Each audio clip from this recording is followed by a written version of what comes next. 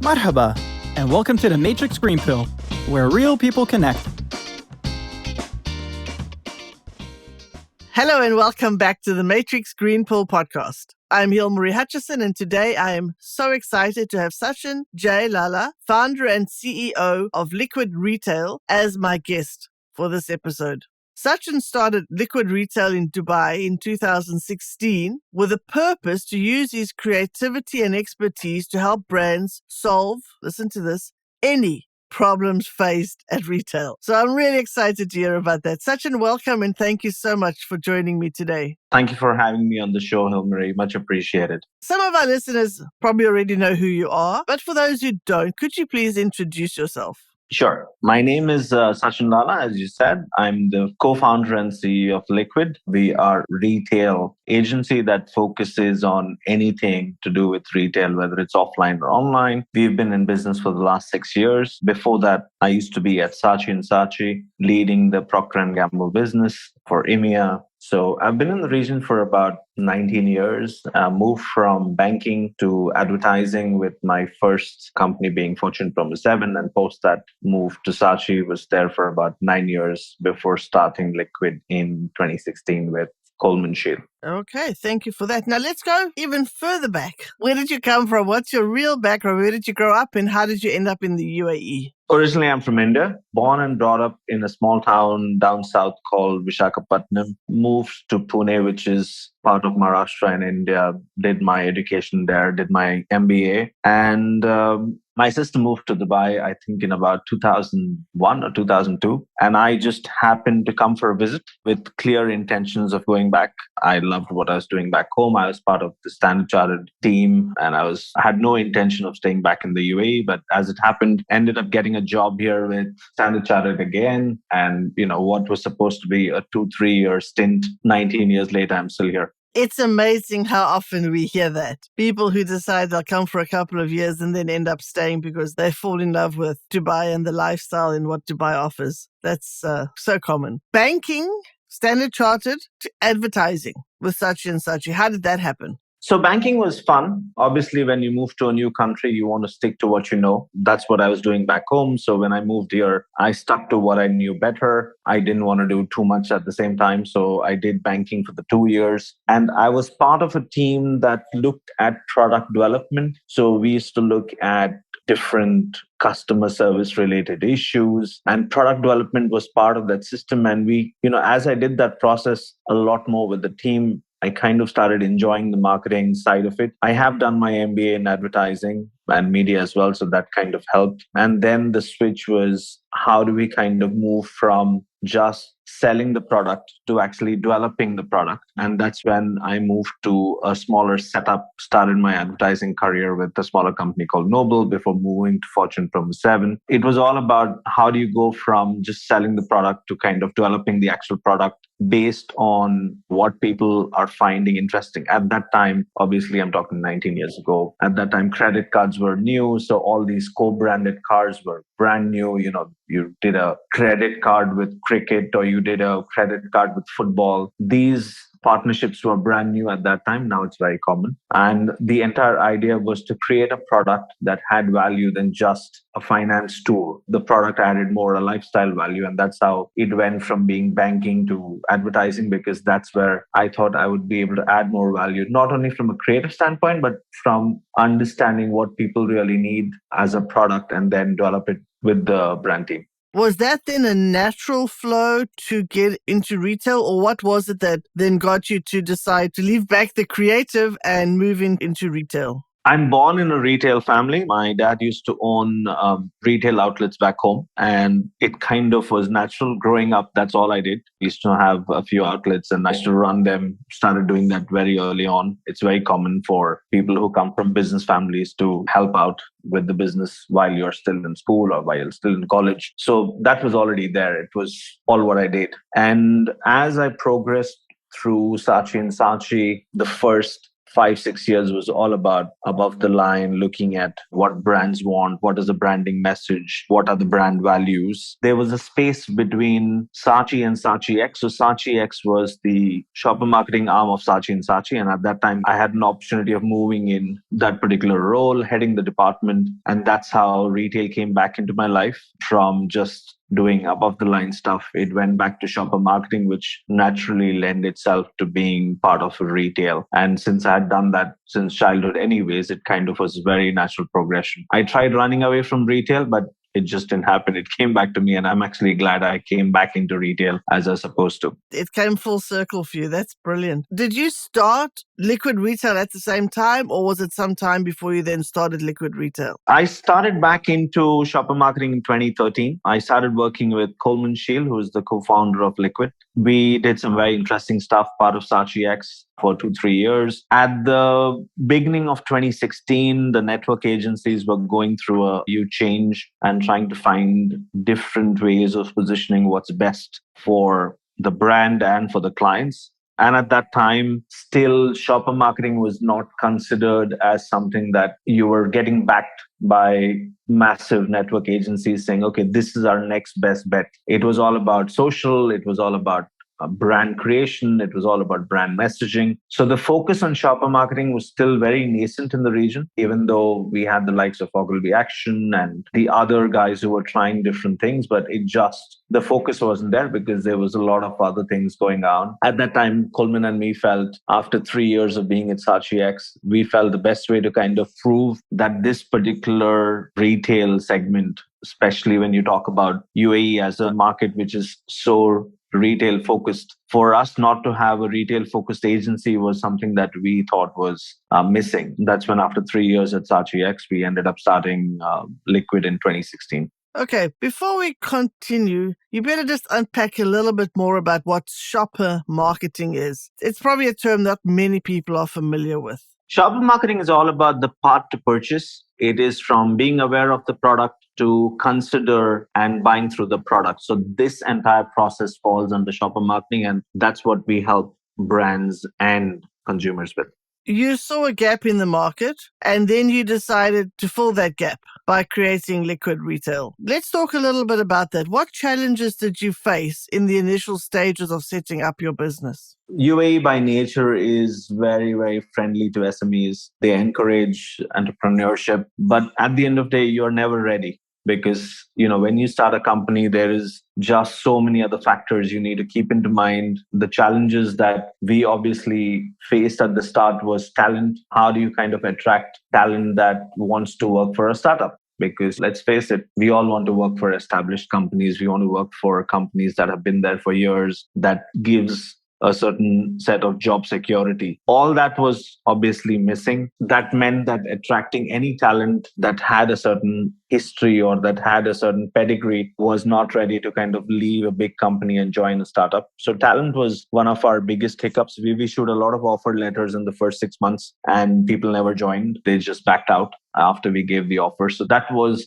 the biggest challenge, I would say. But over and above that, all the other things that come with the territory that you take for granted. So obviously being part of Sachi, you never really worried about trade licenses, or you worried about banking or the certain fees or certain approvals or certain government entities that you need to deal with, because all this was being handled by a massive team when you're part of global setup. So those things obviously fell in your lap, and that's one of the reasons why I changed my designation to Chief Everything Officer. It was very relevant because I basically had to handle everything from, hey, there's no water in the office, to, I don't know, a client needs something urgently and this needs to be delivered overnight. So the range of situations that you can come across is massive, but that's part and parcel of setting up a company. I think you just need to keep an open mind and say, hey, this is why I'm in this in the first place. And whatever obstacles come while you're trying to achieve your goal, so be it, just have to go through it. Yeah, that's what most people don't realize, is all the tiny details that needs to be taken care of in any kind of business. So did you have any investors when you started Liquid Retail? So one of the things that Coleman and me were very clear of is we wanted some freedom while we were trying to set this up. And thus neither him nor I wanted any investors.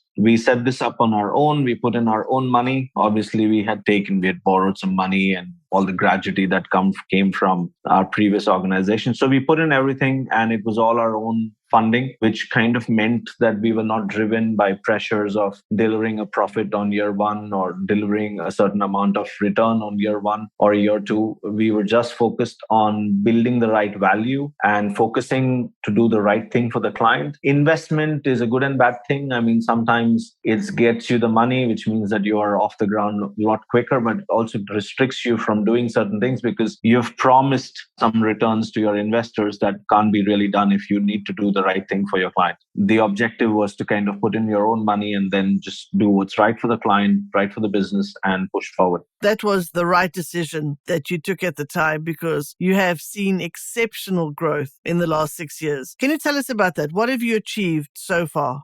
We started with one employee in 2016. That was me. And today we are a team of 110 people across different offices. We have 3 main offices in Saudi, here, and Poland. We have several teams working across different regions. I would say the last 6 years has been awesome. It's been a lot of learning, but the idea really was to kind of grow quickly, add as much value as possible to clients. And the last 6 years has basically taught us that if you are constantly delivering and you're delivering what you're promising, there is a business out there when it comes to retail. Shopper marketing does not lend only to offline, it's also online. It kind of taught us that if you have the right message, you have the right value, eventually you will see success. But at the time when we started the business, there was no proven model that a shopper marketing agency in this region would work. So it was a risk.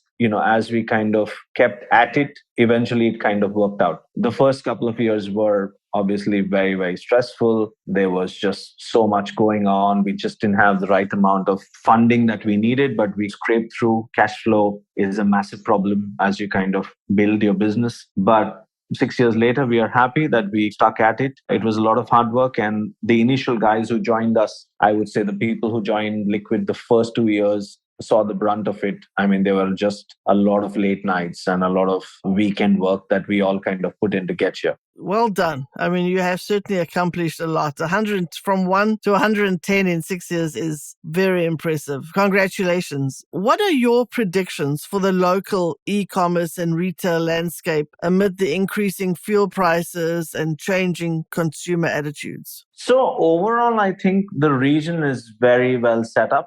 From an e-commerce standpoint of view, the total e-commerce business in UAE reached over 5 billion in 2021 and is anticipated to reach 8 billion in 2025. I mean, it's a region that's just set up for this. Our mobile use is through the roof. Our digital payments, which is a critical driver for e-commerce, is almost set to increase by 9.5% or 9.4% in 2022. You don't see these things when the local market has great use of digital payments. People are now, the pandemic was unfortunate, but people are now used to shopping online. The fuel prices is temporary.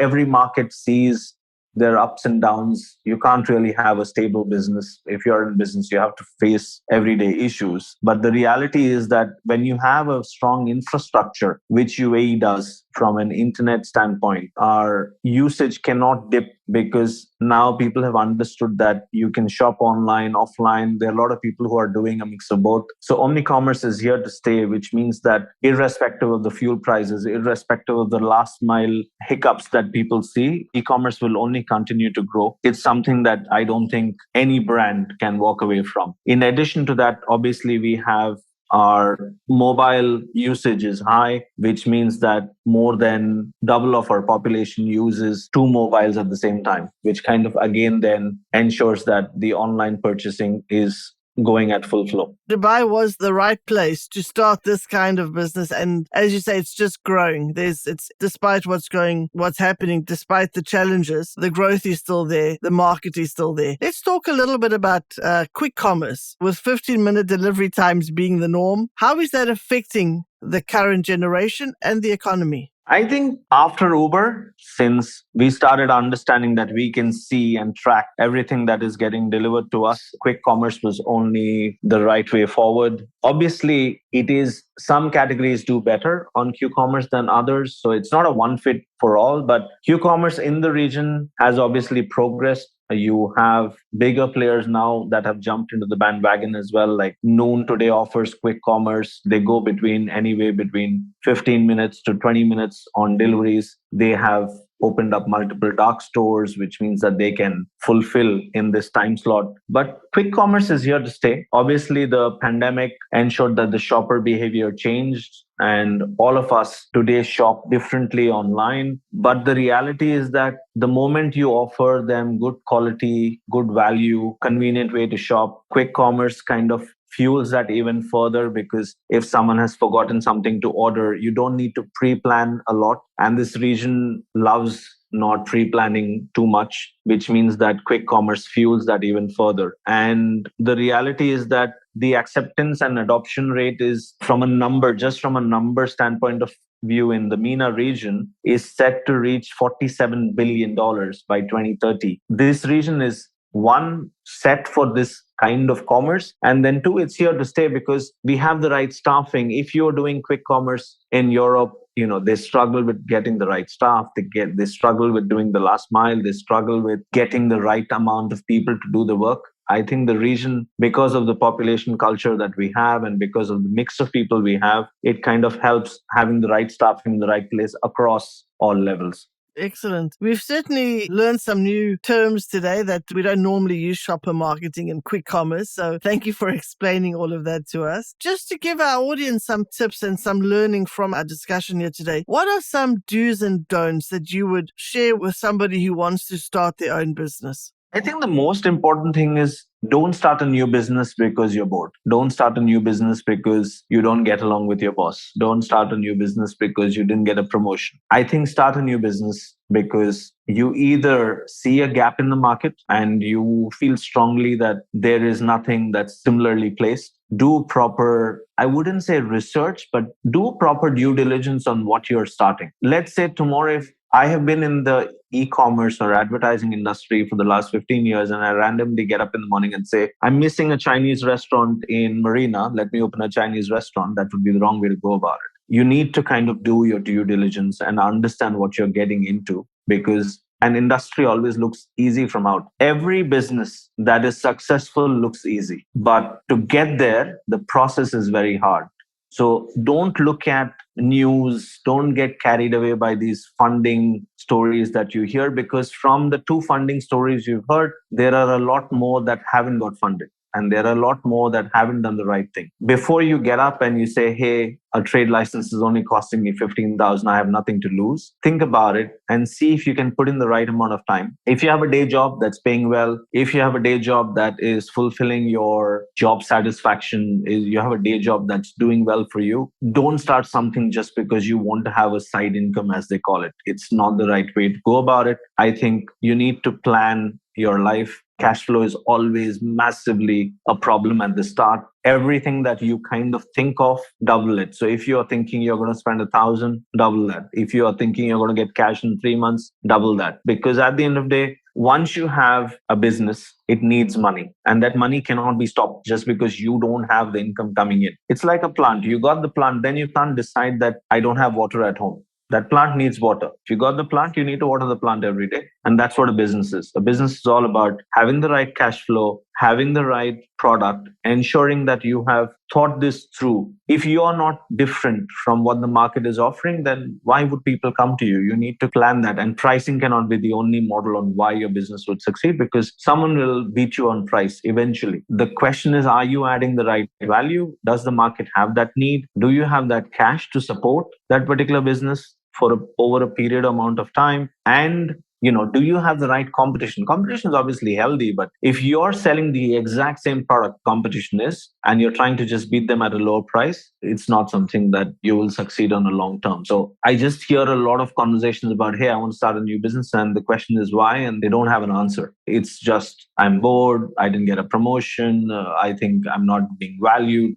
these would not be the right suggestions on why you would start a new business in the first place. Excellent advice. Yeah, you have to know your why. You have to be filling a gap in the market and go into a business where you have some existing knowledge and understanding. Don't just jump into something that you have absolutely no clue about. I think those were excellent tips. Thank you for sharing that, Sachinn. So thank you so much for sharing with us what you've done, what's happened with Liquid Retail. Now we've come to the segment of our show where I'll ask you a couple of rapid fire questions, our version of a game show. Are you ready?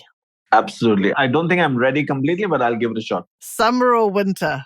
Winter any day. What's the first thing you notice about someone when you meet them? Their shoes. What's your favorite childhood memory? My visits to my cousin in Bombay every summer. Oh, nice, lovely. And what is one thing you do every day, no matter how busy you are? I get up and pet my dogs. Thank you very much. Well, that was the end of our game show, so that was easy enough, and you had all the answers at hand. So before we wrap up, I'd like to ask about your green pill moment. What was the action or event that was the turning point for you or your career? Actually, some of it I will take credit for and some of it I won't. My green pill moment, I would say, was in 2013, I packed up my bags. I got an offer to move with Sachin to Singapore to help the Pampers business there. And my CEO at that time at Sachin offered me to take over Sachin X instead. That's what kind of drove me to this path. If I would have gone to Singapore, obviously Liquid would have never happened. My CEO offering me the job and me taking it was the turning point of my green pill moment because it drove me back into retail. It drove me back into shopper marketing. That's what kind of drove the last 8-9 years of my life. You were offered the opportunity and you took it on and you just followed that through back to finish full circle to end up at retail. Very interesting. Thank you very much, Sachinn, for sharing your story with us today. What an interesting trajectory your life has taken in so many different fields. My goodness, banking, advertising. So thank you for being here today and for telling us all about that. Before we say goodbye, though, could you please tell our listeners where they can find and follow you? And we'll, of course, put this in the show notes as well. Sure. I mean, you can follow me on LinkedIn. If you just type in Sachinn with the double N, J Lala, you will find me, or you find Liquid, and then you'll find me as the employee of Liquid, and you can definitely follow me. I hope I'll leave something interesting for you to read every week. Fantastic. Thank you very much. And again, thank you so much for joining me today. It was an absolute pleasure having you, and I wish you and Liquid Retail all the very best. If you enjoy our conversations, please like and subscribe. See you next Wednesday.